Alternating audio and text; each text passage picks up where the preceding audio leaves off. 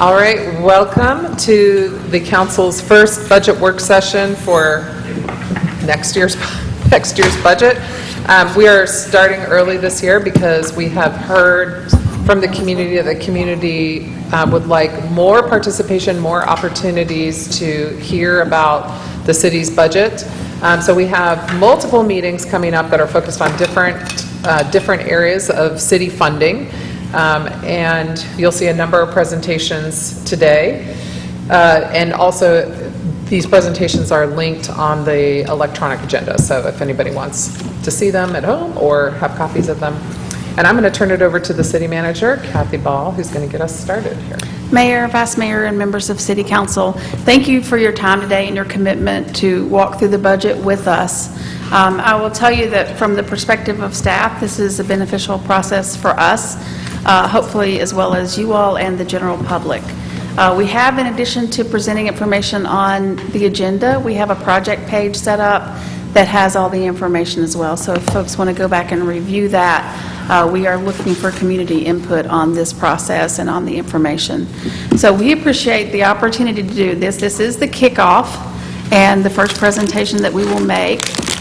In doing so, we will kind of give you, Barbara will provide you with a community profile about our community, and we will have staff members in the budget office that will talk to you about the administrative offices, including the city clerk. We will also have the Office of Equity and Inclusion. Kimberly Archie will talk to you about that. We'll have Amber Weaver talk to you about sustainability. So we'll have several different presenters presenting information about their goals and objectives and how their budget is set up. As we start into this process very early, I feel like it is a very urgent issue for us to begin the process of thinking about the potential impact from the Mission HCA sale. So as you're hearing about this information, being able to plan and prepare potentially for the impact of having an infusion and what the right thing to do with that. In doing so, I think we should start sooner rather than later with developing a strategic process. I think I've talked to some of you all. I think all of us want to look back in 10 years and feel like we know and understand where that money went and how it made a difference in our community, as opposed to feeling like we've spent a little here and there.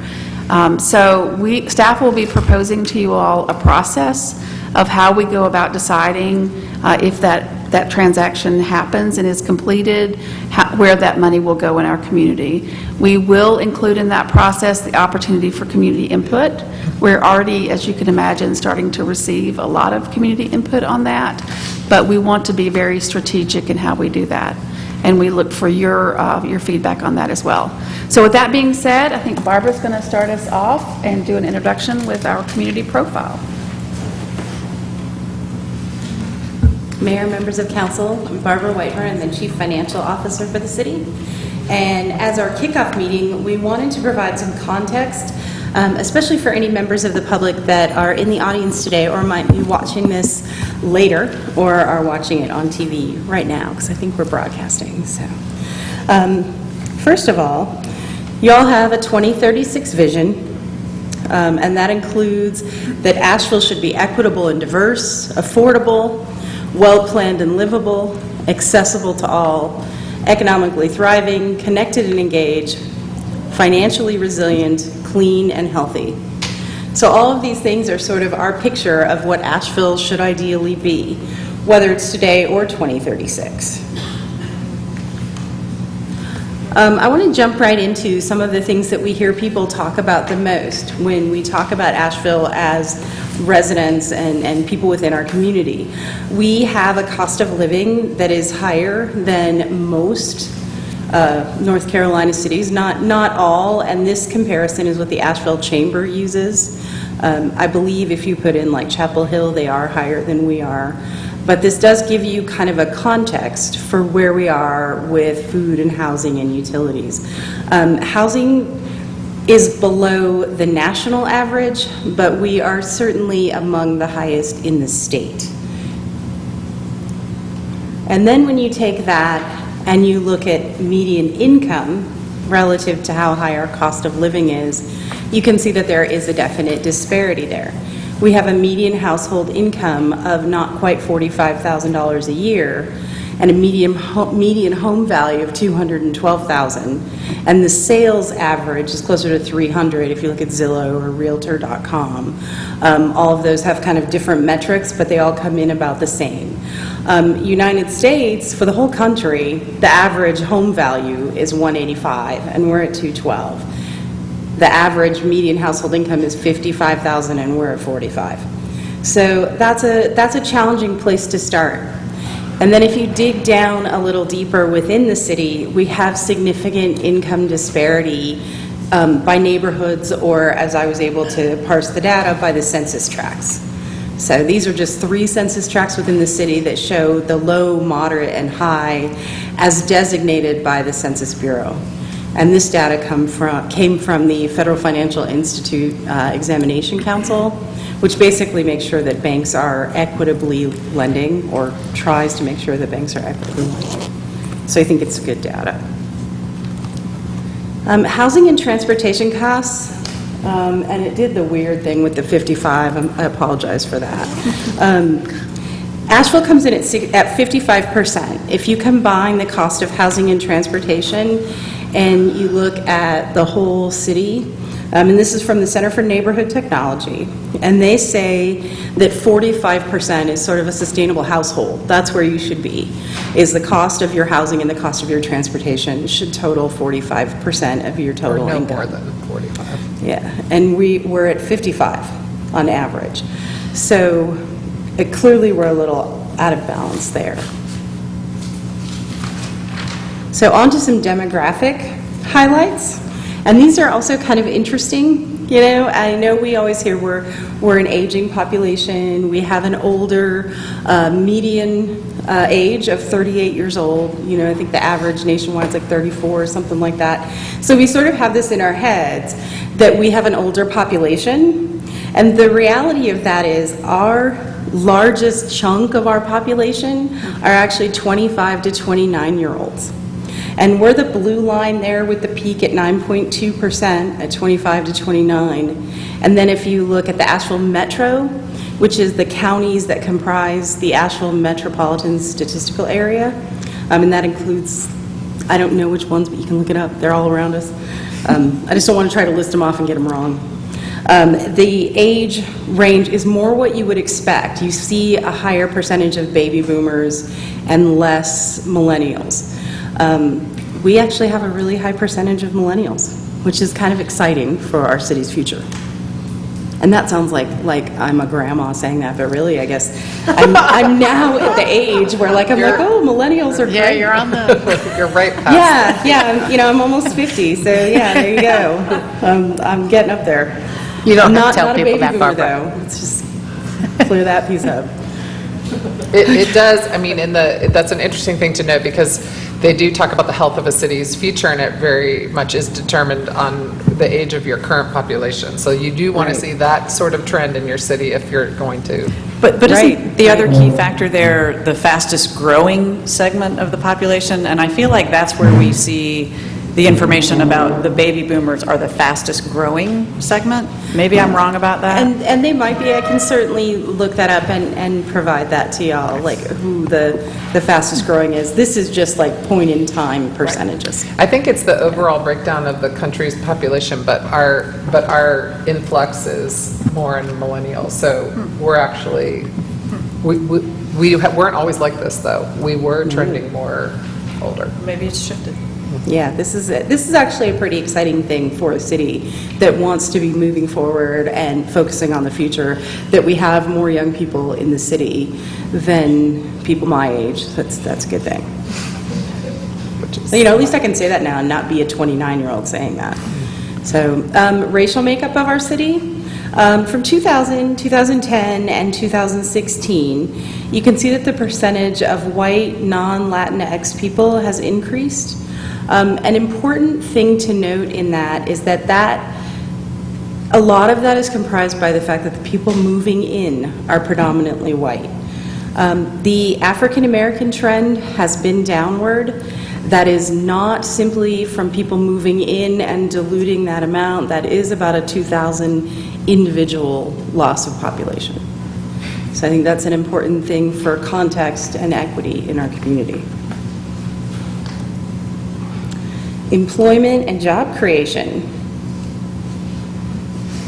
So this is, we have obviously good news. We continue to be the lowest city in the state with 3.2% unemployment. Our metro area, again, those counties that I can't remember all the name of, are 3.4%, and that's still lower than the other cities in the state. North Carolina as a whole is at 4.2%, which is still a very good unemployment, but we are at a point where they start to talk about a lack of people for available jobs. When you get below 5%, that starts to be a challenge, that you don't have a skills match between the people that are hunting for jobs and the people that are looking for workers. So we're in that place overall. Important to note, though, is relative unemployment. And I think I made this much more complicated than it really needed to be.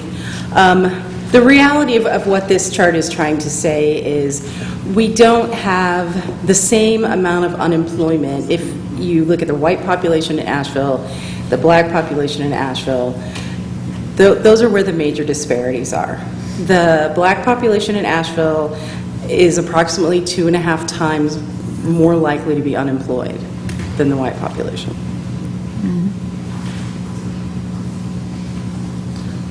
So forecast employment growth within the community, and this is using 2014 data for how many jobs were in each of these sectors. So education and health services is the largest.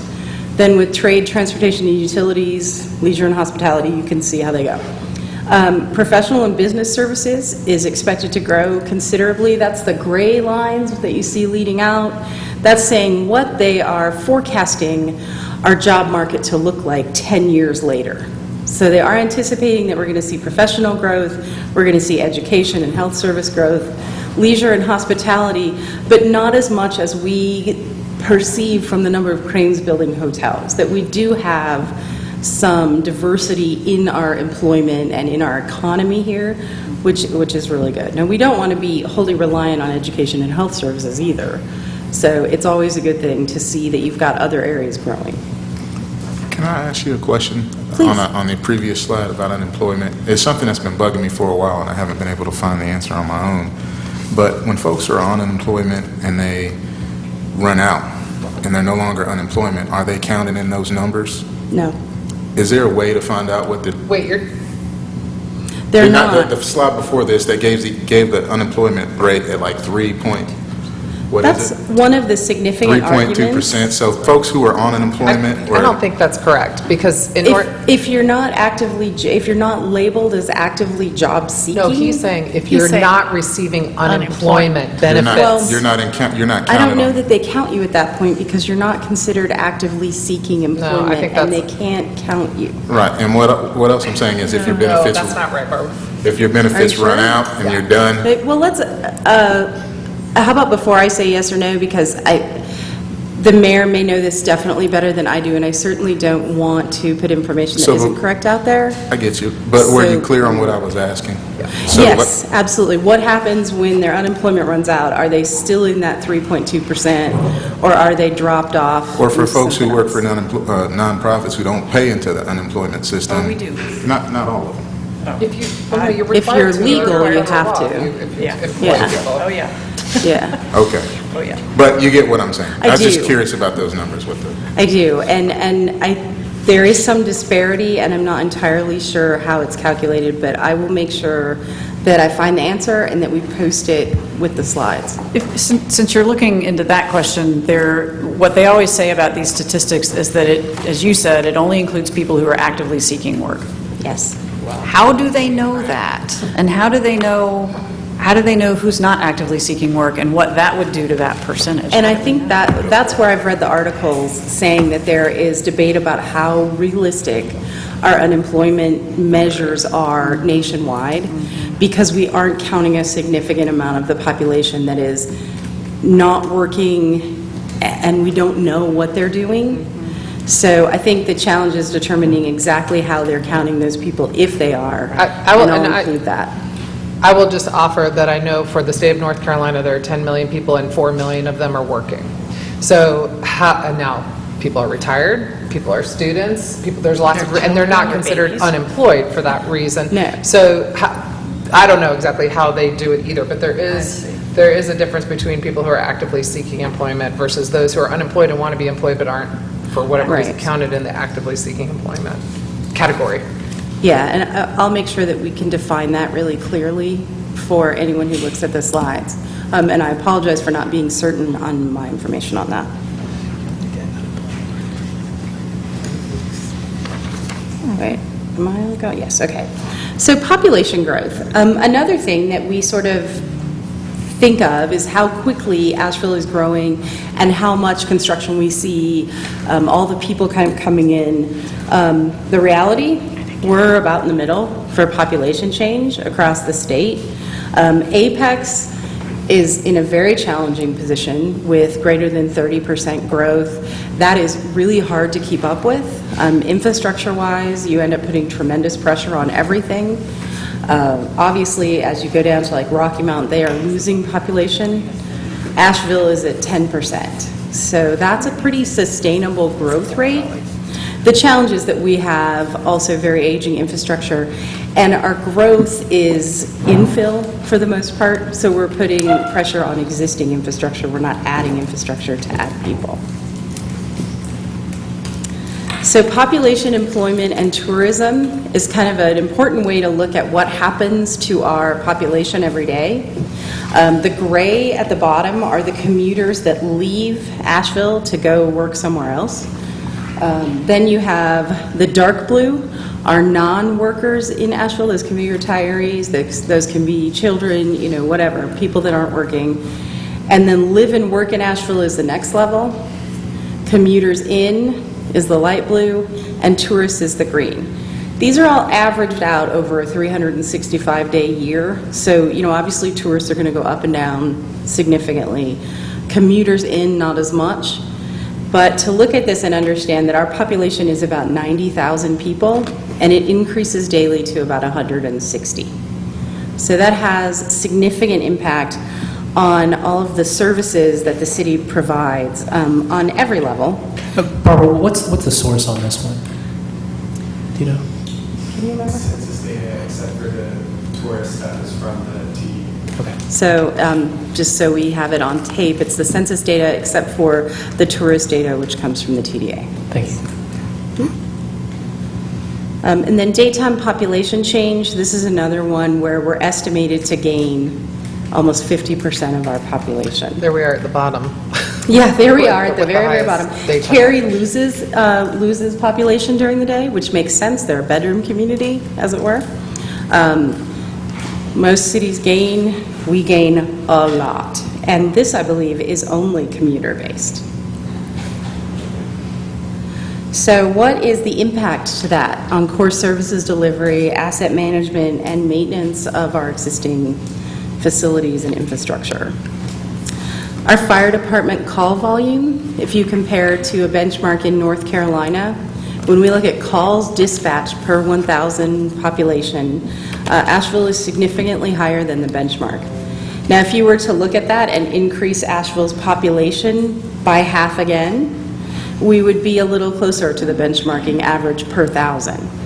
But that's a significantly larger population than we are intended to serve when you look at the size of our city and the city government.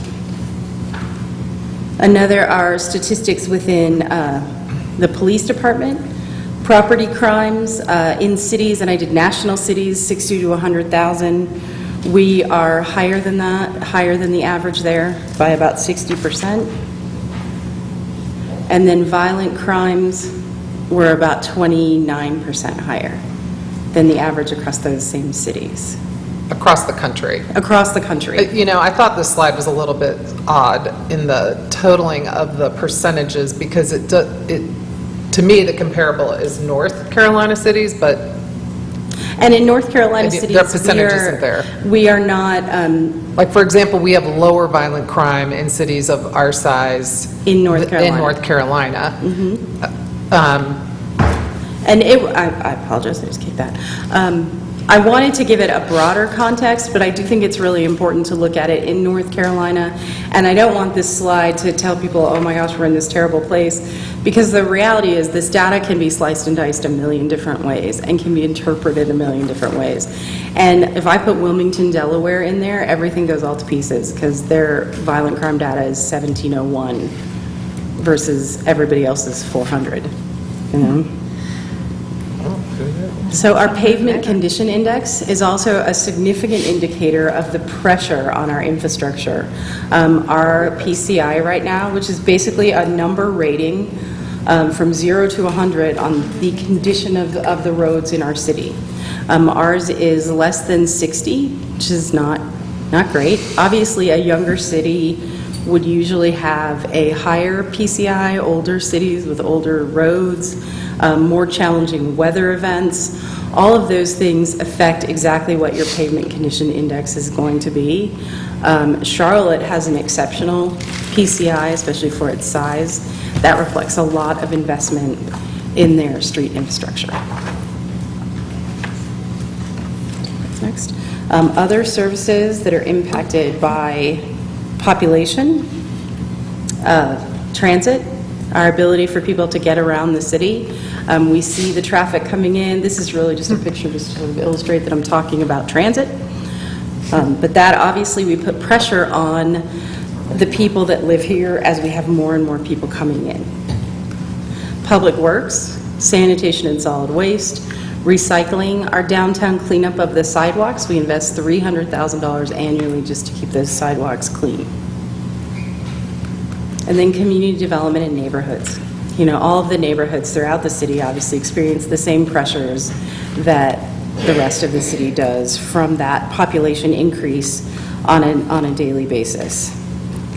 So the key takeaways from just our little intro to the community is that millennials make up our largest age group. Our cost of living is higher while our median income is lower, kind of in general. Our total population growth is 10% over the last 7 years.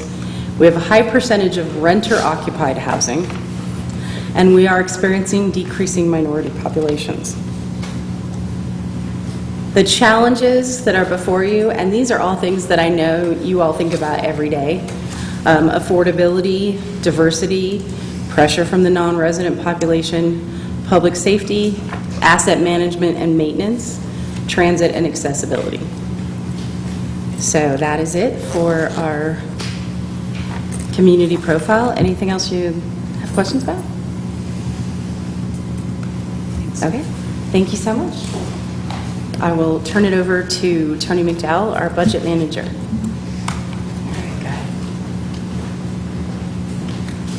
many presentations do we have? About 5. We have about 5 or 5. I know it doesn't. I just, jeez. Good afternoon, Tony McDowell, Budget Manager for the city. As the mayor mentioned, this is the first of 5 budget work sessions that we're going to have over the next few months. And our hope over the next few months is to really take council and the community into a deep dive on each department's budget so that you all can better understand the services that we provide. You can also better understand where our dollars are being spent. But before we kind of launch into those departmental deep dives, we thought it would be helpful at this first work session today to go through kind of a high-level overview of our general fund revenue and expense budget to kind of set the context before we go into those departmental deep dives. So I'm going to talk a little bit about our revenue structure in the general fund, talk about some of the major revenue sources that we have, and we really have only 3 major revenue sources in the general fund. And then I'm going to talk a little bit about our expenditure budget and hit some of the highlights about where our dollars go there. So there was a memo that went out to you all about 2 weeks that had a lot of information on our general fund revenues. And I think that the biggest takeaways from that is, again, we really have 3 major general fund revenue sources. So the total budget for the general fund for FY 18-19 is about $124 million. And out of that $124 million, Approximately 80% of that comes from 3 different revenue sources, and that's the property taxes, sales taxes, and state utility taxes. There's a smaller chunk that comes from fees like solid waste fees, parks fees, and DSD. But again, it's those 3 largest revenue sources that bring in most of our money. And one thing I'll point out before I go too far is we're really focused on general fund revenue today. As we go through the departmental overviews in the next few months, we'll talk about enterprise funds, so you'll see more about the water fund and stormwater fund and parking, but this is just general fund revenue today. So I'm going to start by talking about the property tax. Again, it's our largest revenue source for the city. I guess some of the important things to take away from the property tax is it is the one rate that is set by the governing body. So there's local control over this revenue source and the rate and how much you bring in each year, unlike most of the other revenue sources in the general fund. The property tax is applied to several different types of property in North Carolina. Things typically fall into one of four categories: real property, which is what you think of as residential and commercial property. That's most of the property in the city. There's also some smaller categories: personal, public safety, and registered motor vehicles as well. And the way the system is set up in North Carolina is such that real property, which again is the biggest component of the property tax base, is revalued on a schedule. And so counties handle this revaluation, and it can either be done on either every 8 years or every 4 years. And here in Buncombe County, the county chooses to revalue that property every 4 years. So what happens in between those revaluation years, and I'll show you some data on this in a moment, is that our property tax base is really solely reliant on new construction, remodels, construction additions, and that kind of thing. So you don't see really large swings in our property tax base growth from year to year. Property tax base growth typically is pretty small, but it also protects us against downward swings as well. So if property is not being revalued every year, then you don't have to worry about sudden drops in your property tax revenue. So it's a very consistent, reliable, conservative revenue source, and that's all based on the system that North Carolina has set up for property valuation. So to give you guys an example of what our citizens' current tax bills look like. So the county sends out tax bills once a year, and they bill for not only city property, for the city tax rate, but also for the county tax rate.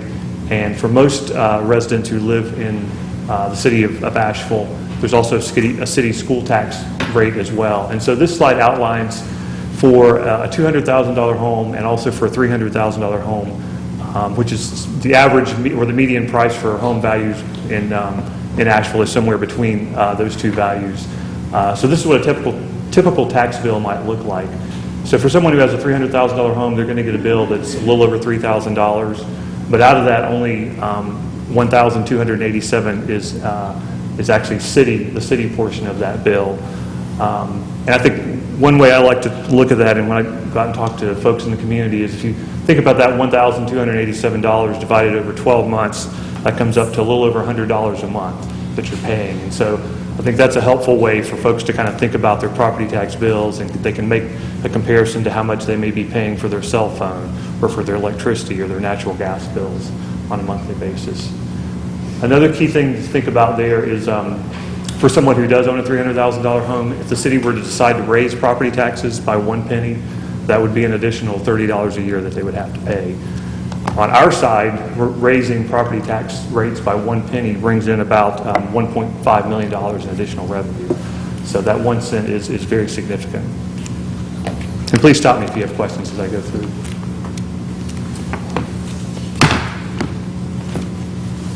So a comparison to where our tax rate stands, looking across other cities in North Carolina that have a population of 50,000 and above, we have one of the lowest tax rates at our 42.89 cents. There's obviously a lot of things that go into, a lot of factors that influence what a property tax rate is in a particular jurisdiction. Some of it is the timing of when a revaluation may have recently occurred. Some folks fund different services out of the general fund. And I think the biggest thing that impacts the tax rate across these jurisdictions is the value of the property itself in those jurisdictions. And so we live in a community that has a lot of high-value properties. Barbara talked about how our property value is much higher than the average. And so that's one of the things that allows us to have a lower rate. So one of the things we discussed in the budget office was there's another way to kind of look at this, I think, that gives a better perspective on where we sit compared to the other cities in the state above 50,000, and that's to look at what the median residential tax bill might be. So what we did was we took our tax rate and all the other cities' tax rates, and we found what their median home values were, and we plugged them into this chart. And when you do that, you can see that Asheville is pretty much right in the middle. For a median home in Asheville, the tax bill is $909. And you can see, again, Chapel Hill, much higher, and some of the other communities are a little bit lower. So. And that number is for the city portion of folks' That tax. is correct. If they're looking Yeah. at that going, my tax bill. my Yeah. tax It's a bill's lot higher than bigger that." than that. That's just the city portion. Yeah. Okay, some data on tax base history and tax rates. You can see over time that first of all, our tax base itself, it's a really large number. It's now at about $14 billion. And so I think that the key to take away from that is that, it takes a lot of new construction to really move the needle on your property tax base. So, the last few years, you can see things have stayed pretty flat. I mean, our average tax base growth over the last few years has been about 1.9%. It's ticked up a little bit in the last few years. We're projecting 3% tax base growth in the current year. There is a lot of construction going on, but even at that level, a 3% tax rate or tax base increase in a given year only brings in a little under $2 million in new revenue to the city. So it's not a lot of new money coming in to the city from the property tax base.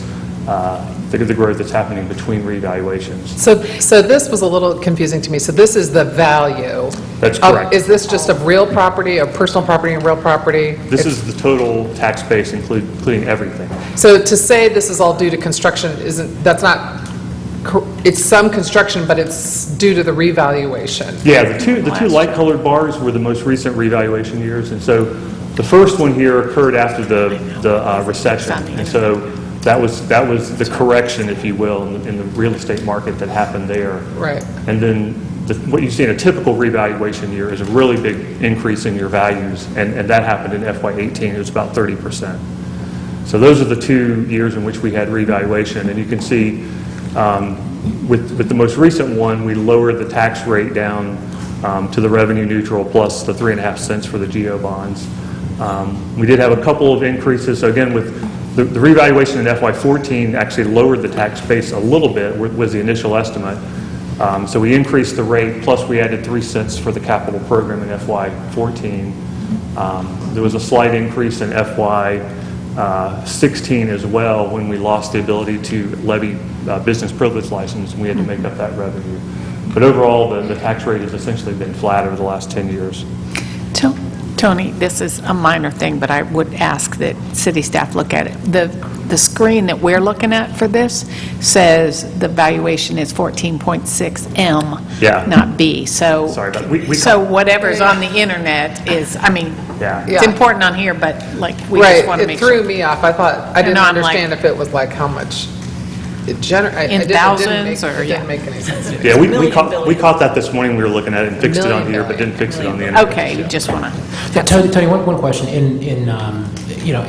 This is sort of a basic one, but property taxes are only paid by people who own property here, who live in Asheville, right? Correct. We saw in Barbara's slide, one of her presentations about, we have a population increase of about 49.9%, per day. Which comes from tourists and commuters, and obviously that is the highest in the state over here, which means that sort of if we're using that, it looks as if almost in North Carolina, if we were to compare ourselves to all the cities in North Carolina, it's almost as if the property taxpayers here in Asheville perhaps have one of the largest burdens of providing services of any city in North Carolina. Yeah, that's definitely correct. And we're not able, in other states, when people work in a city but don't live there, they can be assessed income tax, and that goes to the city, but that is not legal in North Carolina, is that correct? That's correct. Yeah. The other cities in other states have a lot of other ways to tap those folks who are coming in than we have, so. The other factor, it seems to me, is, again, Barbara's slide, I don't remember the percentages, but we have a higher percentage of rental people who are renting rather than owning. And so, somebody owns those properties, I guess, but if you, That shouldn't make a net difference I in guess terms of property tax revenue. I guess not. No. I guess that's true. It may make the values go up, but... Well, that's true. Okay, so moving on to sales taxes. Sales taxes are the second biggest revenue source in the general fund. Very different than property taxes for several reasons. One is we have no control over the rate. It's set by the state of North Carolina. There are some provisions in the general statutes that allow counties to have a referendum to increase the rate for some specific things. And Buncombe County has done that for the AB Tech sales tax. It's applied to all goods and services by county. It's collected by businesses, then sent into the state, and then the state disperses it back to counties and municipalities. So we don't really have any process or any role in the whole process. We get money wired to us monthly by the state.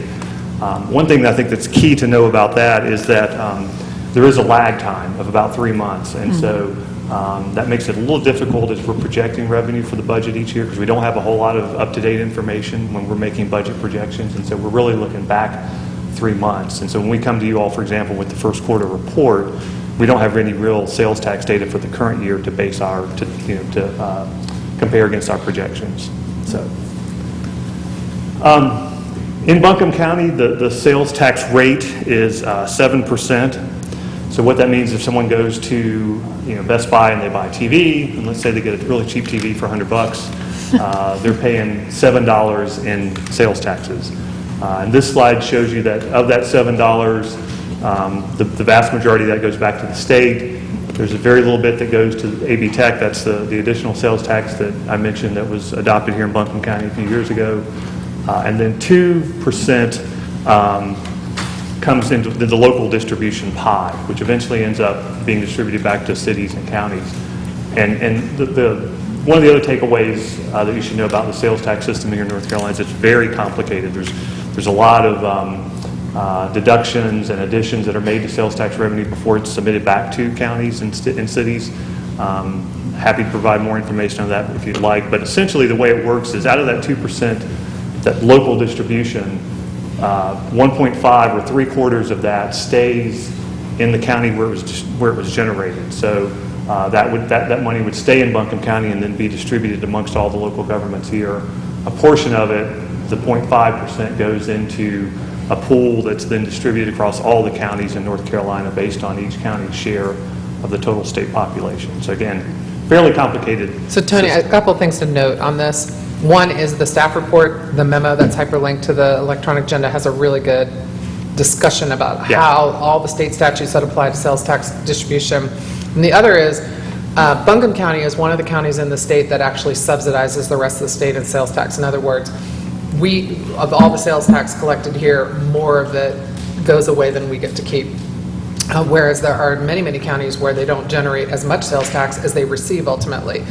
And that is why when sales tax redistribution was introduced as a bill in the legislature a couple of years ago, it would have dramatically harmed Asheville and Buncombe County and other cities in the school system here because it would have redistributed even more of that sales tax revenue away from us. And that's something people need to, I try to beat that drum, pay attention to, because that debate at the legislature has not gone away. But why is that? Has it not gone away? No, why do we give out more? Because we're one of the more wealthy counties in the state in terms of the amount of tax revenue that's collected here. We have so many sales transactions in Buncombe County that we generate a lot of sales tax revenue. And there are the big ones do, like Wake and Meck and Guilford, and they tend to be, that's how taxes work. It's just a redistribution of wealth. And so our sales tax revenue is great enough with those other big producing counties. And you can see in the slide, Tony, the one back, how much the state collects. They take that money and redistribute it across the state.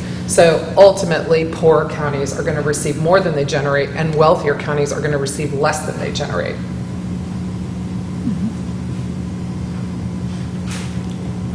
And so as I mentioned, once the state determines that the amount of sales tax revenue available to each county, then that money gets distributed back to the counties. And again, the system here in North Carolina is a little complicated. Counties can choose one of two methods to distribute sales tax revenue, either what's called the ad valorem method or the population method. Buncombe County chooses to distribute by the ad valorem method. So what that means is that every taxing entity, every entity in Buncombe County that levies a property tax, which includes fire districts and the school districts, get a share of the sales tax revenue. And so that right-hand column shows the current distribution percentages. The fire districts and the city schools are lumped in with the Buncombe County number at the top. They're not broken out separately, and that's just how the state provides the information. But you can see that we currently get about 20% of the sales tax revenue that comes back to from the state.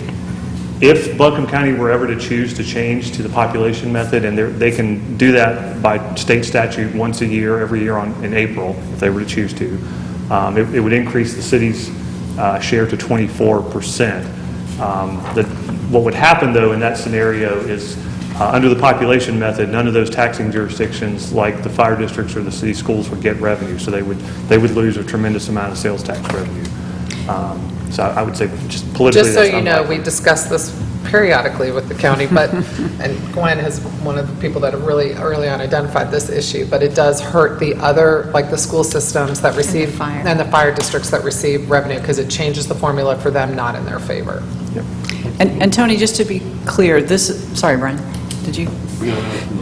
This is the division of the 1.5% that comes back? It's the division of the 2% that comes back.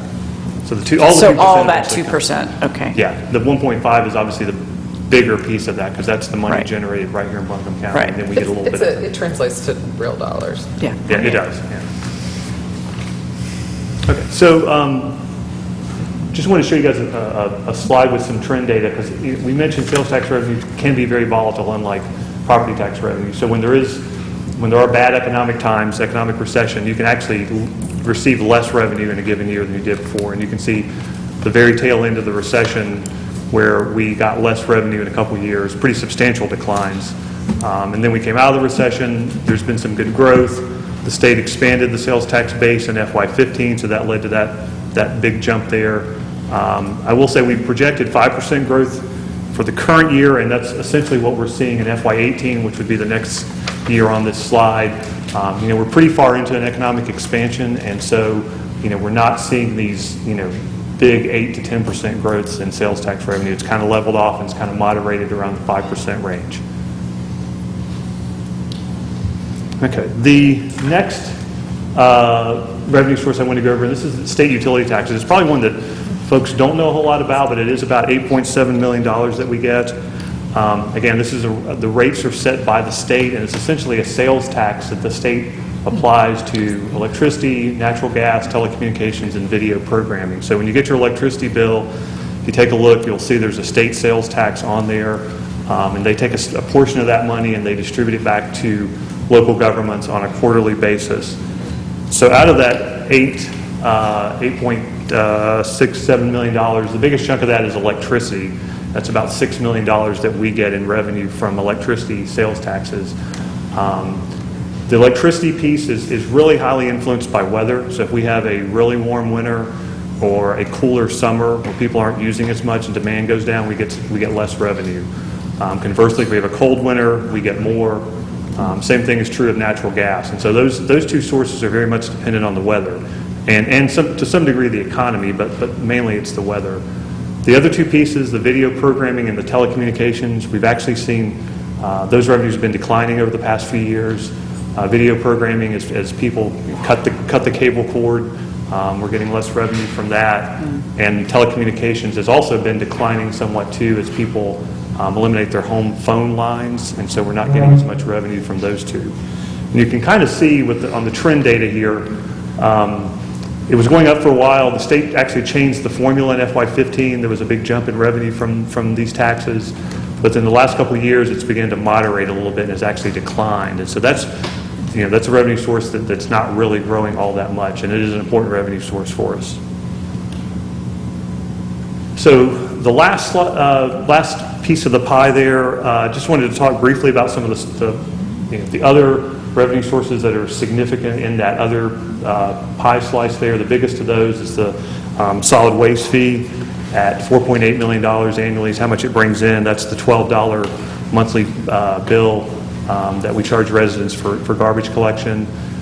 We do get about $4 million that are transferred in from other funds, from enterprise funds. Each year, the city does a cost allocation plan where we look at how much like of my time, of Barbara's time, of Kathy's time that we need to charge out to the water fund and the parking fund and those kind of funds. And so we update that annually, and those funds pay in to help support those general fund services, and that's about $4 million. DSD fees bring in about $3.5 million. The thing I'd highlight on that one is, again, those fees, the revenue from those fees tends to be very volatile, up and down. In good years, when there's a lot of construction, that revenue can jump up. In bad years, it can decrease pretty drastically. We get $2.4 million through what's called the Powellville program in North Carolina, and that's an intergovernmental revenue that the state gives us, and it's dedicated to street maintenance, sidewalk maintenance, and those kind of functions. We also get about $2.2 to $2.4 million from the local ABC board every year. The way that system is set up is the city gets 75% of the net profits of the ABC board. Buncombe County gets 25%. And so on a quarterly basis, they transfer that money to us. And that revenue source has actually been going up pretty substantially in the last few years as well. Don't know why, but it has. You don't know why? Yeah. Then Parks and Rec fees, about $1.9 million. Most of that, well, about half of that is money that is revenue from the Nature Center. And then finally, the motor vehicle license fee. And the general fund brings in about $1.7 million. That's the $30 fee that folks get on their tax bills when they're billed for their motor vehicle property taxes. $5 of that 30 goes into the general fund. It's just a regular general fund revenue source. 5 goes to the transit fund, and then the remaining 20 goes into the general fund to support street maintenance. So just some quick takeaways from the general fund revenues. Again, the property tax, it's a consistent source with steady, moderate growth. It's the one major revenue source that's controlled at the local level. Sales tax set by the state, distributed to the county, fluctuates with the economy, can be volatile. Same with utility taxes, primarily impacted by the weather. And then most of the other revenues, there's some city control, but a lot of those fees are set to cover the cost of the specific services, and so there's not as much flexibility to change rates there as you might think. Okay, so with that, I'm going to transition into general fund expenditures and hit some of the highlights in the general fund. So again, for the FY 18-19, the general fund budget is about $124 million. And I think the key takeaway here is that, you know, we're a service organization, and so as a service organization, you know, we employ a lot of people, and so you know, a large portion of our budget is people related and salary and benefits. And so out of that $124 million, roughly $77 million is for salary and wages and benefits. And here's a trend chart that shows that, you know, over the last 5 years, costs have been going up, generally in kind of a steady fashion in the general fund. There was some one-time expense here in FY15 that bumped things up a little bit, but overall, especially on salary and wages, it's been kind of moderate growth over that time. So just kind of looking back, we have added positions over the last few years in the general fund. We've added positions in public safety. We've also added positions in capital projects with the passage of the bond referendum. We've insourced some activities that were previously contracted out in public works. And so overall, we have seen an increase in the number of FTE positions over the past 5 years. Our salary adjustment history, we have been giving general wage increases every year over the last 5 years. You can see they varied from a high of 3.5% in FY17. The last 2 years, we've given 2.5% to employees as a general wage increase on July 1st. The FY16 number was lower because in that particular year, we chose to put most of our available dollars at that point into market adjustments. And so there was a general wage increase of 1%, and then there was a larger pool of money that went into for market adjustments for folks that were underpaid compared to market. Switching over to the benefits side of the budget, you can see by far and away the largest component of our benefits budget is health insurance, and that's health, dental, and life. It's about $9.5 million. The next piece is 4.2, and that ledgers, that's the state pension program that the city is required to contribute into on employees' behalf. And then our 401k and 457 programs is about $3.5 million. FICA, which is our Social Security and Medicare obligation. We have our city self-funded workers' compensation program, and so each department contributes into that fund based on the number of employees in that department, and that's about, for the general fund at least, about $1.1 million that goes in. Our annual OPEB contribution, which is for our post-employment retirement benefits, we've been increasing that every year, as you all know. The general fund piece of that is now up to about $1.1 million. So again, I think the takeaway here is that the biggest component of our benefits budget is for health insurance. So Tony, on the OPEB, which is retiree health care before, is that the contribution to the OPEB trust plus the pay-go amount? No, Or this is just the contribution to the trust. just the trust. So in terms of, how do we handle just payments for retiree health care? So some folks, is that in the health insurance line? Yeah, so some of that's Okay, done. so that's active and retired health care. That's correct. Got it, thank you. Okay, so some trend data on our benefits. They have been going up. It's been kind of a moderate increase. We have seen health insurance costs have continued to go up, but they haven't gone up at quite the rate they were going up by in the years preceding this. So the pace of increases there has moderated somewhat. There's been a few state mandated increases to what we put into the pension system every year, and so that's influenced this as well. Again, our step up of the OPEB contribution has impacted this. And then also, as you all know, in the last couple of years, we've expanded the retirement program in the fire department, and so that's also had an impact on these numbers as well. Looking at some of our key operating cost drivers, I'd say one of the takeaways from this slide is some of these larger operating cost components are things that are fixed and kind of out of our control in some ways. The tipping fees, obviously, is what we pay the county for disposing of our solid waste. We've entered into some economic incentive agreements over the years that the city is currently paying those out. We have maintenance and repairs for City Hall and other facilities that we own. The city, each department in the general fund contributes into the city's liability insurance program. That's a big component. Our fleet and fuel is about $1.8 million in the general fund. And then, the biggest component is this line item that we call contracted services. And there's a lot of things in that contracted services budget. We tried to hit some of the highlights here, some of the larger things that we contract out in the general fund that total about $3.6 million of that 4.9. And the biggest is our curbside recycling program, which is about $1.2 million. We contract out a number of our parks facility maintenance functions, including mowing and maintenance of the Pack Square Park out front. The City Hall security contract is on there as well. So happy to answer any questions you all may have about that. Tony, if you'll, the economic incentives one that you passed up, I just think is worth a little more explanation because this makes it look like, well, anyway.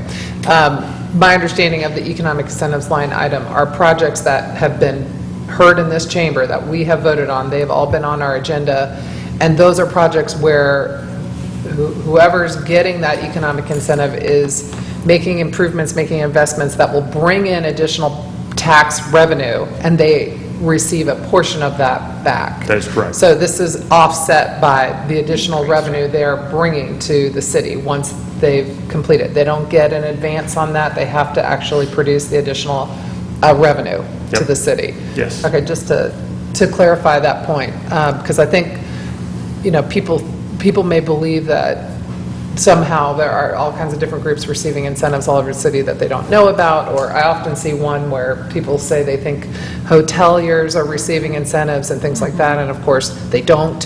And in any event, it would all happen here in this chamber, be voted on, and the public would be able to make any comment that they wanted to. And the other thing I would note, one revenue source I don't see on here is TDA taxes.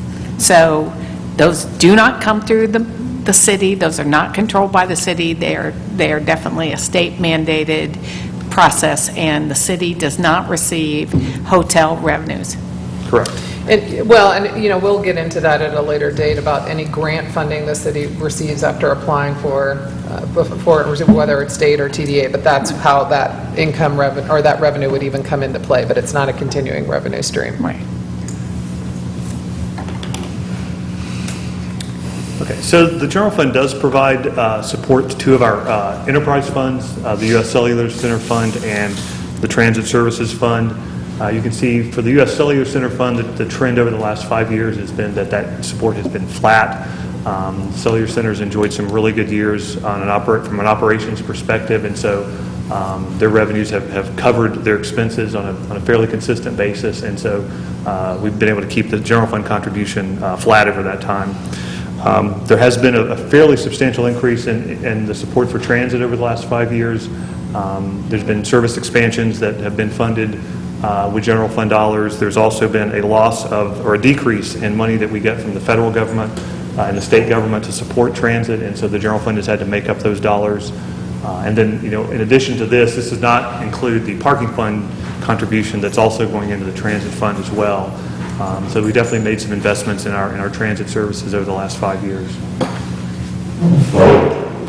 Our capital and debt trends, as you all know, we had the passage of the bond program in 2016, and even before that, City Council had raised taxes by 3 cents and dedicated that to the capital program back in FY14. So we've definitely had a ramping up in terms of our spending on capital and debt over the last 5 years. And again, I think this reflects a positive trend and shows our investment in that area.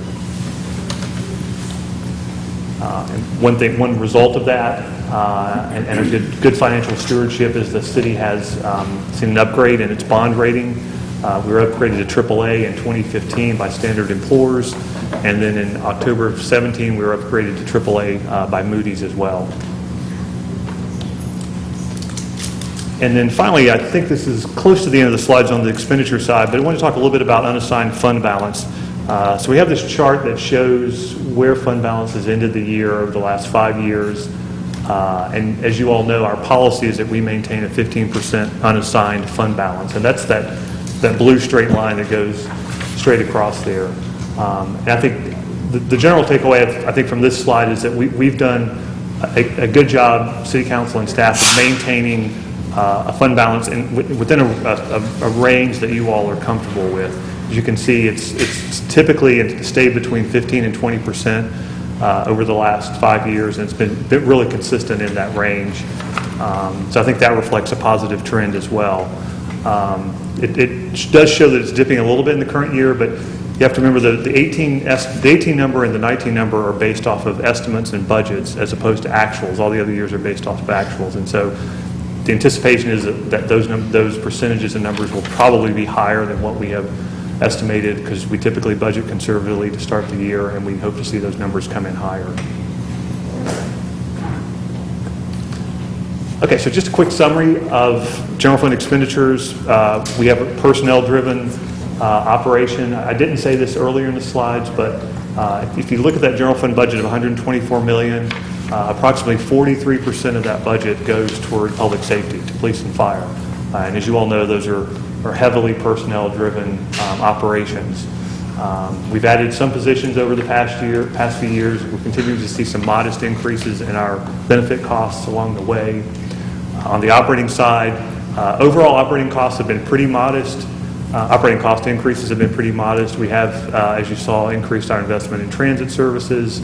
Same thing on the capital side. We've definitely increased our investment in our local infrastructure and capital, and our fund balance usage has been consistent with policy over this time.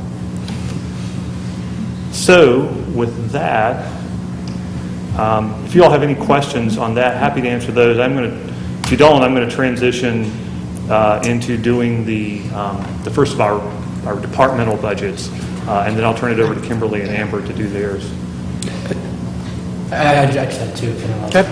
Just really quick. So, Tony, one thing I should have asked on the revenues. So, on the revenues, in terms of property tax, who also doesn't pay property tax are nonprofits, right? Correct. So, educational facilities or others. And in other municipalities, there's things called pilots, which are payments in lieu of taxes. And I asked Barbara this question at the Finance Committee meeting, and I'll ask it here as well. There aren't any entities that pay any pilots here in the city, are there? We get a small pilot from the Asheville Housing Authority. I think that's somewhere in the neighborhood of $50,000 or $60,000 a year. It's not a large amount. And Scott Burnett and I were actually talking about this afterwards. We do get a payment from the state, not from UNCA, but we get a payment from the state for providing fire protection to the property there. So those are two small examples, but in general, no, there's no big pilot payments that we get. Right, and just sort of just to tie the revenues to the expenses, I mean, you showed that the property tax sort of has modest growth, right, anywhere from like 1.9%, around 1%, which is pretty typical on the expenditure end. Though 70-some of that $1 million is personnel related, which is like health insurance costs, which may have abated, but are still going up by probably around 5%. Mm-hmm. Salaries, are around 2.5% to 3%. So if we kind of tie the biggest revenue source, which is property taxes, which is growing at a slower percentage, with the expenditure end, which is growing at a faster basis, just percentage-wise, there is just more pressure on having to eventually, perhaps having to increase property taxes, just because for no other reason but because of math. Yeah. I mean, absolutely. There's definitely structural imbalances and challenges that we deal with every year. And that's true of all cities. Yeah. Anyone else have any other questions on this presentation? Okay, so just timing-wise, we've got 3 more presentations left, and they are much shorter than the first 2. So let's try to stick to about 15 minutes per presentation. Yeah, tops, I would say. Okay, so, and again, we're kind of getting into the transitioning into the meat of what the rest of these work sessions from here on out are going to look like. So at the first one here, we decided to do the functions that what we here refer to as like the second floor functions here at City Hall. And so we've grouped together City Council budget, City Manager's office, City Clerk, and City Attorney. And again, those are small budgets, and instead of having each one of those departments or divisions come up to talk, I'm just going to run through those pretty quickly, and then we'll turn it over to Kimberly and Amber to talk through their particular budgets. And again, this is the kind of format that you're going to see as we move into the rest of these work sessions from here on out, as police and fire and all those departments start presenting before you. So we want to start these presentations off by kind of giving you guys an overview of the services that these functions provide. And where this comes from is we did some work with priority-based budgeting last year, and we had all of our departments go through and identify the services that they provide, and we tied a dollar amount to the cost of providing those services. And so this is the list of services that are provided by those functions: the city council, city manager, city attorney, city clerk.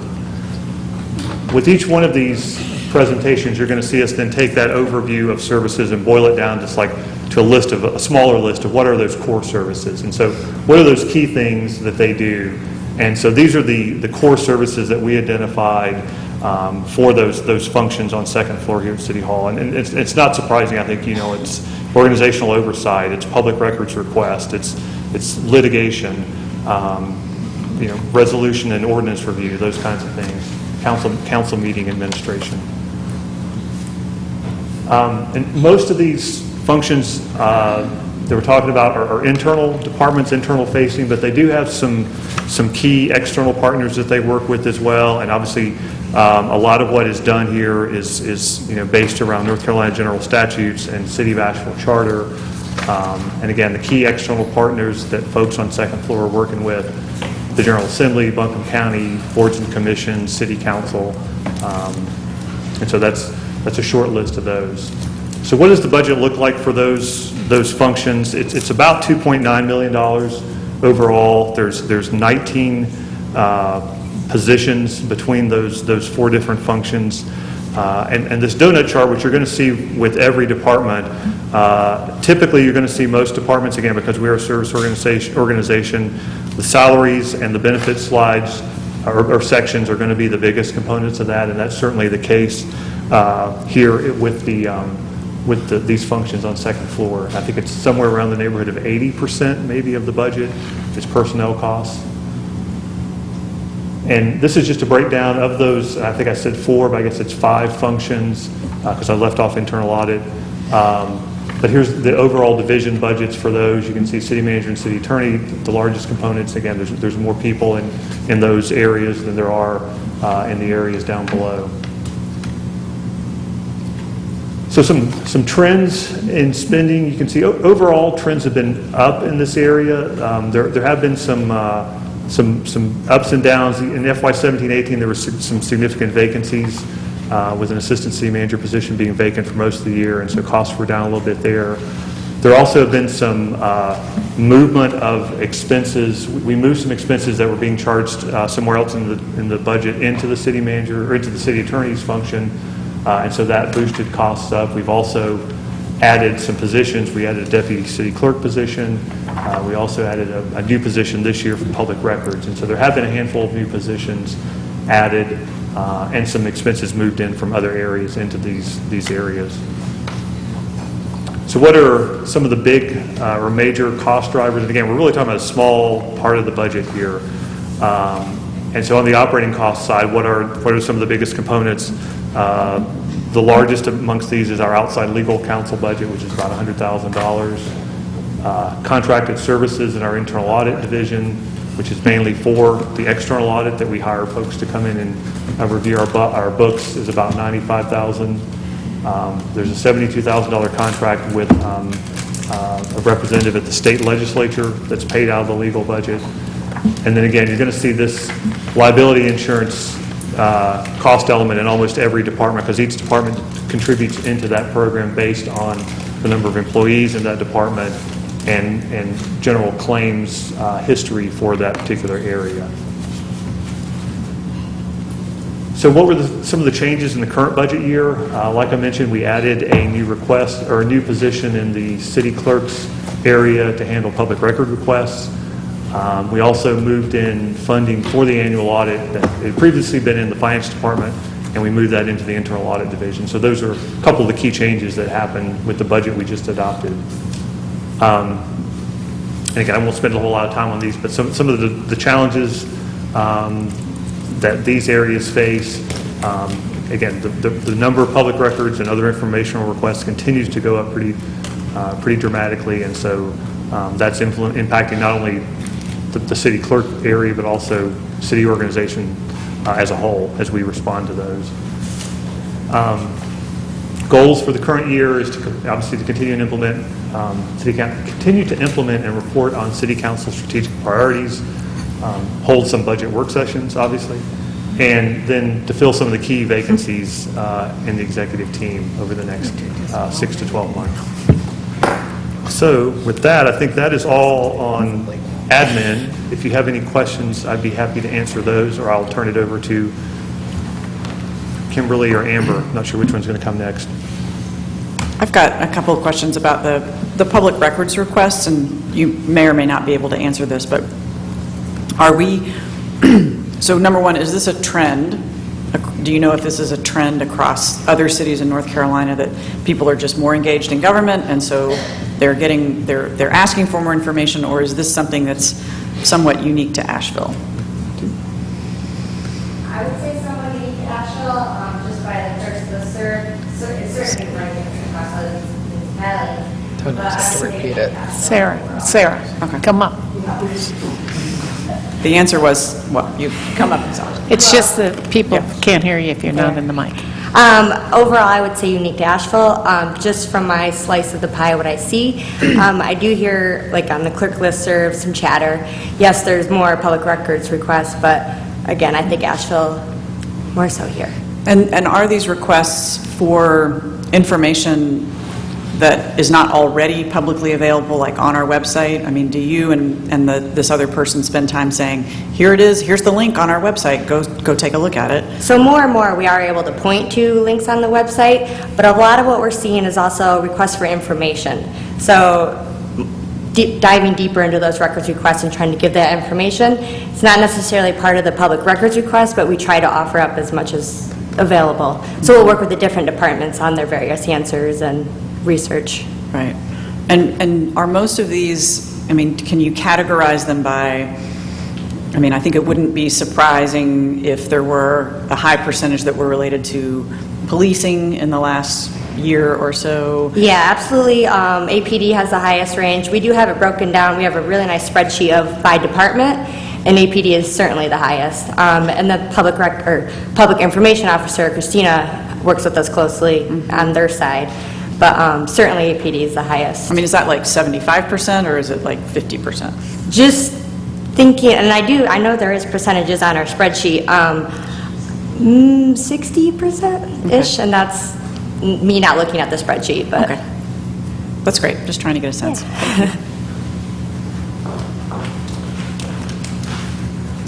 Thank you.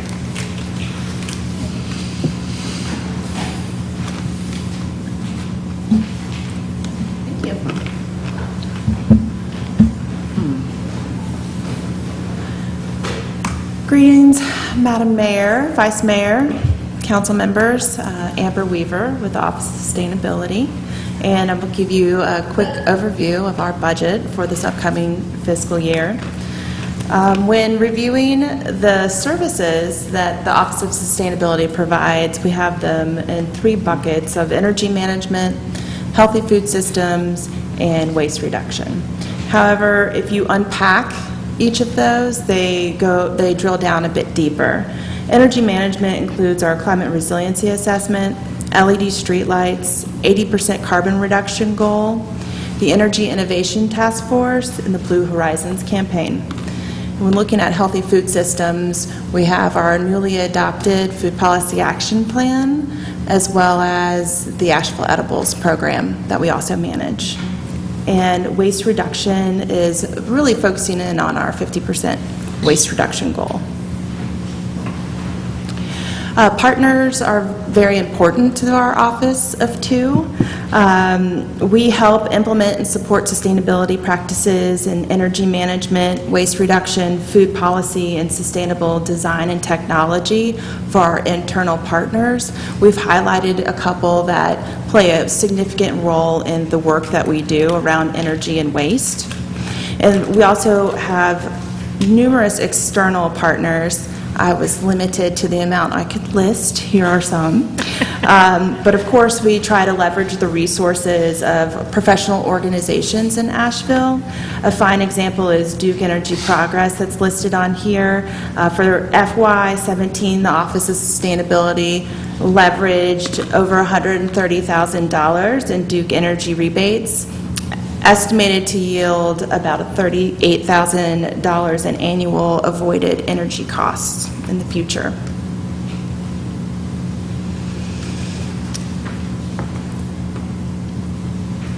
Tony had pointed out how the organization tends to be heavy on the employee side, and I'd like to point out in this slide that that is not the case for the Office of Sustainability.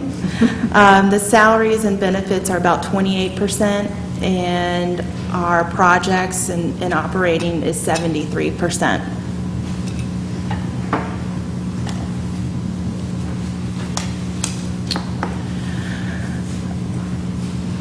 Here you can see the accumulated cost of the Green Revolving Fund.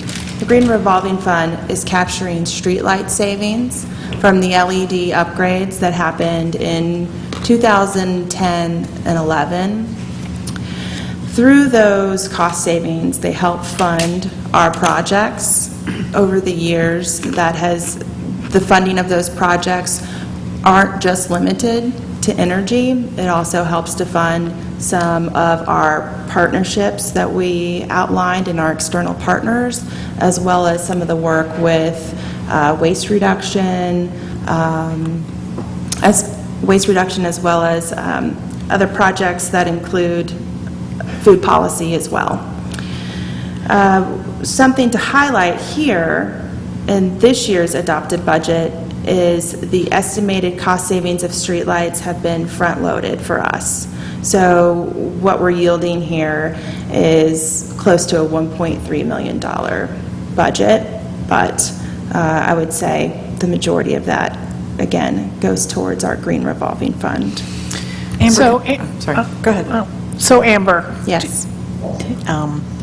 so just from a debit and credit standpoint, I'm not sure I fully get how this works. So is it like, okay, the department, if streetlights should have cost $100 to operate, and then we implemented, the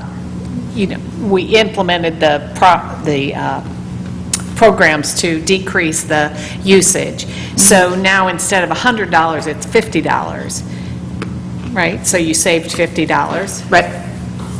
Like, does that, So- how's that money? I'm going to allow Tony to come up and Okay. explain this slide because this is something that was recently changed. Okay. And I think he would be able to articulate how the funding sources Okay. have worked over the years. Okay. So, as you all know, we installed the LED streetlights a number of years ago, and when we did that, we borrowed money through an installment financing to do that. And so, to follow on your example, let's say that the budget before installation of the LED streetlights, or the cost, was $1 million a year for the streetlights. After we installed them, it went down to, say, $800,000. So, first thing we do with the money is we pay the debt service on the money we borrowed, and then whatever is left over after we pay that debt service goes into Amber's Green revolving fund, and so they get a portion of that. We've tried over the past few years to estimate on the front end how much that amount is going to be that she gets from those streetlight savings. We obviously don't know the exact amount until the year ends, and so this year we've estimated an amount and we've front-loaded it into that $650,000. And so her initial adopted budget includes some general fund support as well as an estimate of what the streetlight savings is going to be in the current year. Then the other thing we do is we go back and look at, well, how did we end last year? And so we can add in some money from the previous year to her pot of money, and then she's also got some money that hasn't been spent, that's just been rolling forward in the green fund, and that's what that $662,000 is. And so once we revise the budget in the current year to include that money from prior years, she's going to have approximately $1.3 million available to spend in the current year. Does that make sense? It does, but is it literally transferred between, okay, Yeah. all right, Yeah. okay. Okay. And so that's the current, or you said that's the anticipated balance That is correct. in the green fund. So part of the spending on the previous page, which is operating cost of $472, is spending green fund savings? No? And it did, go ahead. Yeah, part of that 472 is green money, because again, so the total is 650, and part of that 650 is from streetlight savings, yes. Okay. Sometime you and I, debit, Yeah, credit, just, it would help me. Gotcha. Okay. Okay. But there's still, even if part of the adopted budget, there's still 662 expected. Yes, that's gonna go- That's not, okay. Yeah, that's going to go in, that's already going to go into this, so essentially, and that will essentially go into operations, so that's going to make Right. the operating budget even larger, and that's available for projects or for And do we have, and maybe this is back to an Amber question, but so that 662,000, how much of that do we know is already committed to projects, or is it not? It is. I don't have my spreadsheet in front of me. I would also say that part of that funding is the $205,000 for EITF as That's well. right. So I don't want to overlook that amount. Yeah, okay.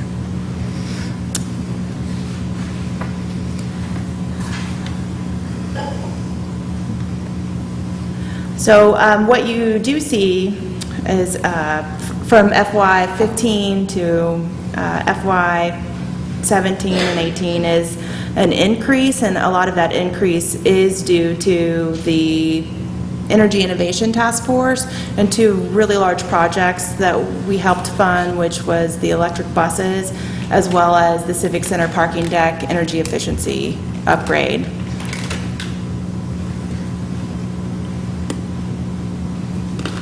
I think for the departmental challenges that are listed, something that the largest takeaway from staff's perspective is the challenge of balancing all the projects in hand that we try to move forward in meeting goals with the staff that we have. We get very excited and want you to do a whole bunch of stuff, and you say, but there's just a handful. I say lots of things. Well, and to be clear, I mean, just to put a point on that, there are two people in the Office of Sustainability. And Yes, you're that's my point. charged with doing, well, you just didn't say that, so I'm saying it for you. Thank you. Because the FCC regulation. We're at staff capacity. It's hard to get And move things forward. you know, there's going to be a pretty big sustainability-related resolution coming to PED next month, and then to council. The renewable. The renewable 100% proposal for 100% renewable energy. And I can tell you there is significant anxiety on the part of the staff about their ability to implement that at their current staffing levels. So if this is continues to be a priority for the city, which I think it certainly should be, and I think it is going to be, we really need to be thinking about getting the office some more resources, not just for the projects that will help get us to the goals that we've already established and hope to establish around carbon and renewable energy, but in terms of the staff to get it done. So I'll just put that out. Absolutely. Thank you. Well said. So a quick review of the projects that we have moving forward is we are continuing to work on the Food Policy Action Plan, specifically around mapping and creating metrics around food and growing food on city property. We are working on waste reduction through community education and workshops through some of our partnerships as requests for FY19 around waste reduction efforts were not funded. We will continue to meet the carbon reduction goal and focusing in on meeting the 4% specifically that we're to meet year to year. And of course, we help manage the Energy Innovation Task Force and the $205,000 that are allocated towards the Energy Innovation Task Force to support the Blue Horizons project. And this year, we're also working on some public outreach and around our climate resiliency assessment. And that's it for FY19. I'm happy to answer any questions that you might have. One thing, and this is great, and I think it helps us understand all the work that you're doing. One of the things on a go-forward basis for all the departments that we talked about in the finance meeting today, but also I talked to some fellow council members, and you don't need to talk about it a lot, but what I would like is to implement any partnership agreements that the departments have, like, for example, I know you've got Asheville Greenworks, and so if that can be just a standard part of these budget presentations, so that we can see how many dollars are associated with with those partnership agreements, both incoming and outgoing. Sure. So, you know, if you've got a partnership with, I'm kind of saying this globally, but if you have a partnership with, say, Buncombe County, and Buncombe County gives X to help support a program, if that can be part of our budget, part of these presentations, that'd be great. Yeah, we have all that We did ask at the Finance and HR meeting today that spreadsheet that has been put, that Tom Downing has put out, if they could sort it by department so that it would make it easier for all the departments to go back and just make sure they've covered those external partnerships. Absolutely. Yeah. Okay. We keep And your a spreadsheet as report well. actually does include that. I mean, it doesn't have a dollar. Yeah, they just Do you want called me it to out, tell but you not the about? dollars and not the, not the expiration dates and those kind of things, just because I think that's going to be an area, I think the public would be interested in those relationships. Absolutely, it's an important piece to highlight. Any other questions? We're glad to know that you don't actually spend $190,000 on your telephone bill. Right. There was a typo in it earlier. Typo in an early report. Oh, okay. Oh, yes, it wasn't aligned. That's right, I recall. Yeah. All right, thank It's you like, very much. wow, 190. How is that possible?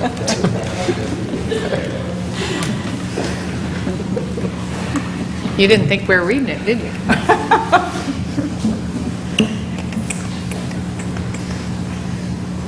Good afternoon. Good afternoon. Hi. I'm Kimberly Archie, Director of Equity and Inclusion. I'm going to walk you through the slides around the Office of Equity and Inclusion. This is all very recent history for all of you, but for the purposes of this work session, I'll remind you.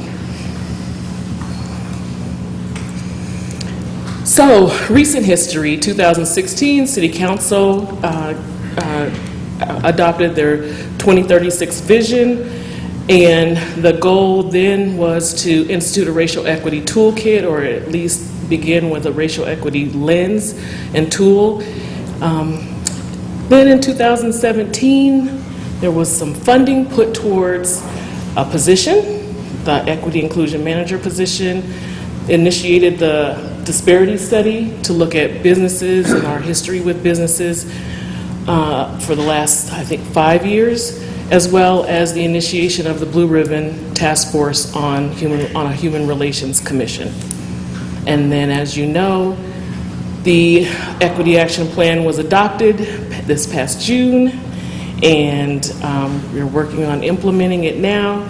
Through the adoption of the action plan and the 2019 budget, fiscal year 2019 budget, the Equity Office was expanded with 3 FTEs, and the Human Relations Commission of Asheville has been convened and started meeting.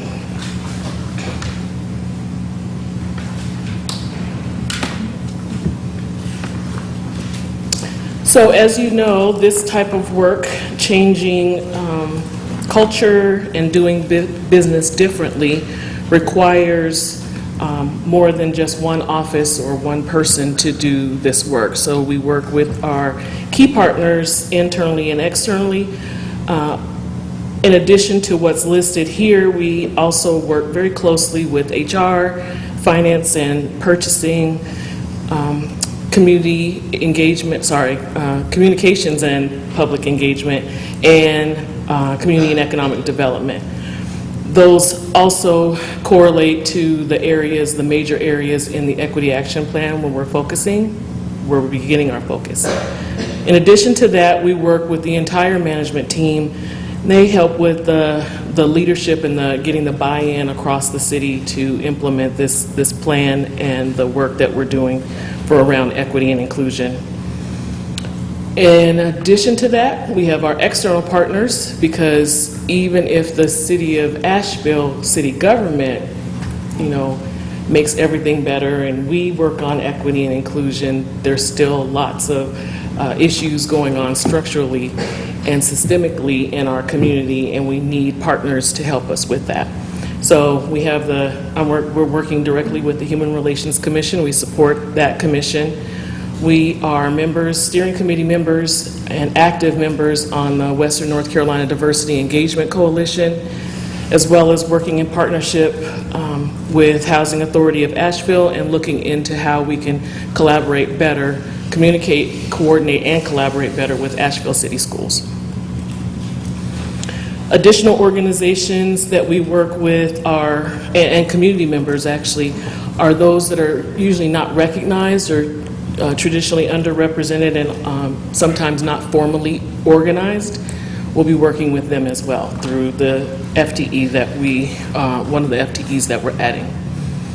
As was discussed before, we are personnel driven, and I like to say that we're growing our staff to make sure that we can grow our impact. We are at 1 FTE currently, but this year, again, we were budgeted for 4 FTE, and they are phased. The other 3 FTE are phased throughout the year. We're in the process of working on getting folks hired, but you can see how our budget separates out. We are different from sustainability and more like the other departments where salaries and benefits take up a larger chunk of the budget than operating costs. Just a reminder or a preview that 2020 and beyond, because we will have 4 FTEs, there will be an increase in 2020 because they all will be for the full year instead of phased as they are this year. So with these changes, what we're seeing is the new positions will help us expand and actually implement the equity action plan that was developed. It will help us track and also continue the development of that plan. We will provide more support to the Human Relations Commission of Asheville, helping them with the reporting of discrimination complaints and conducting research and reporting on that research. And then, again, working with inclusive public outreach and community engagement for families or community members that are not a part of any organized entity that we deal with or work with currently in our community engagement efforts.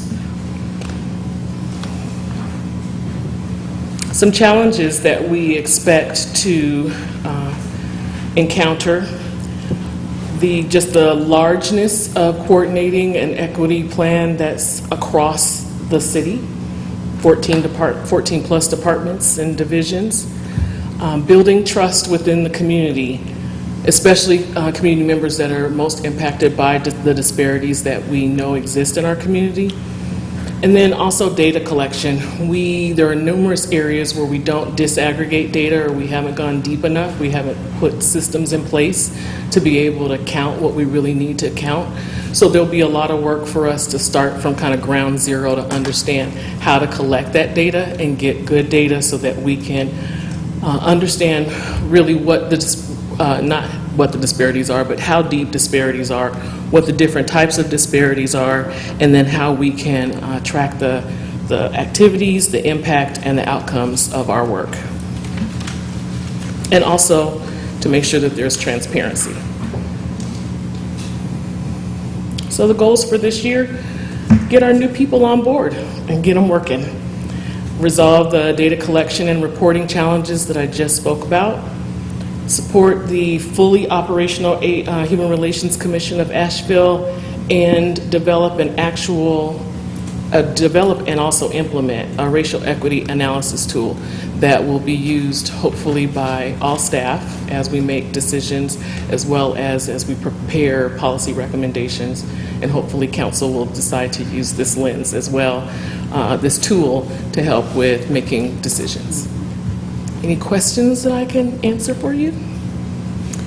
I have a quick question. I asked this question beforehand and got an answer to it about the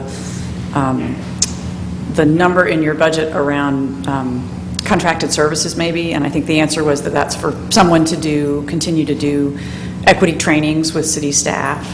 And my question is, are any of the new people that we're hiring going to be, is there a plan for those people to be in a position, any one of those people to be in a position to do that internal equity training, so that eventually that contracted services number goes down? Right. That's my question. Right.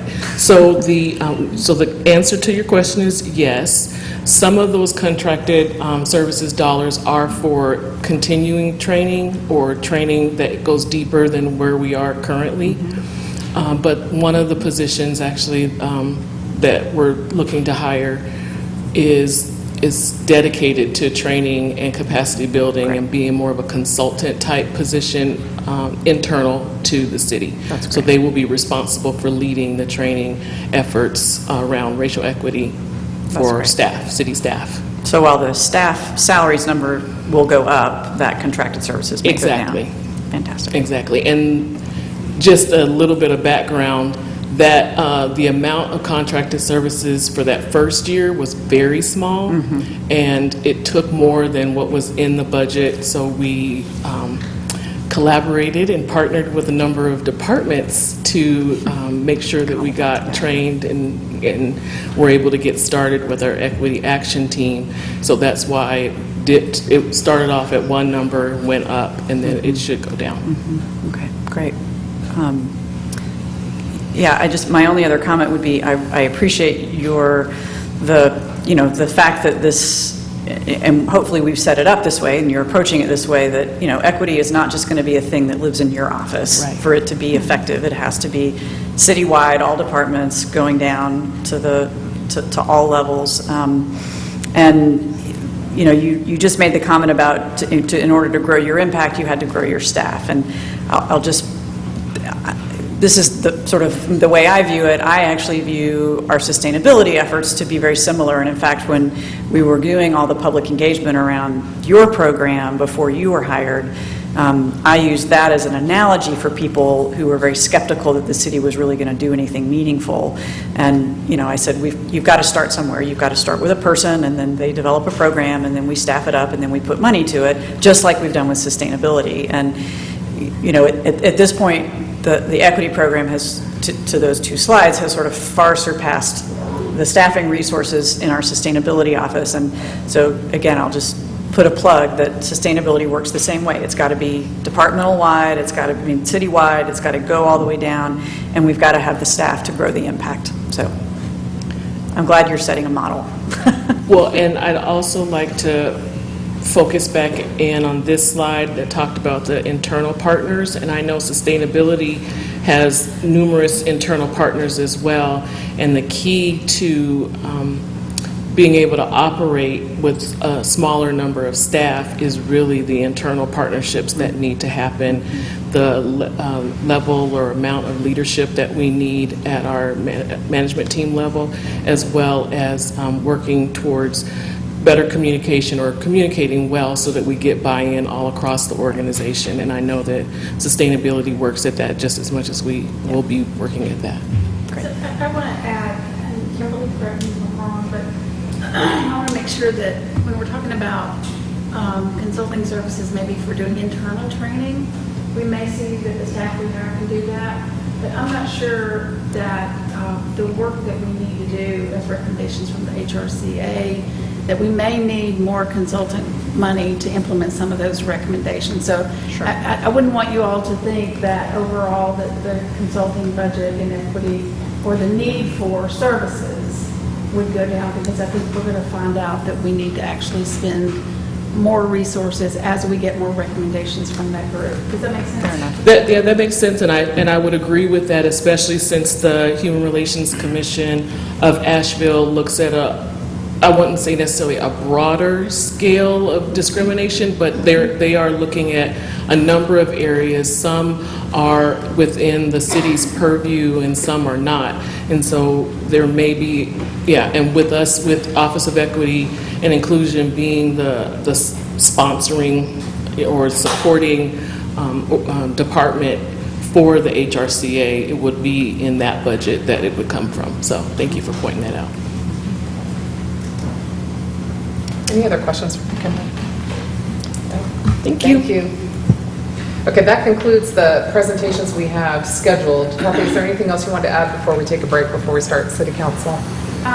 The only thing I want to do is just recap what you would like to see in addition to what we presented.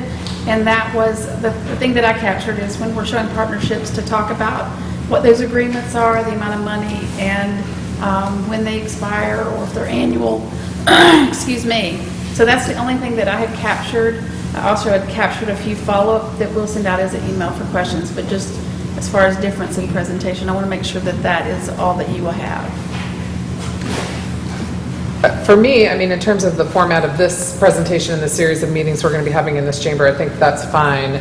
I do think that we need to be working on step 2 of this process, which really will be more of a community engagement piece. I mean, at this stage of the game, people have to come here and see these presentations, but one of the models we learned about when we recently went to Durham on our visit there was a community engagement process Durham uses to engage the community around budgeting.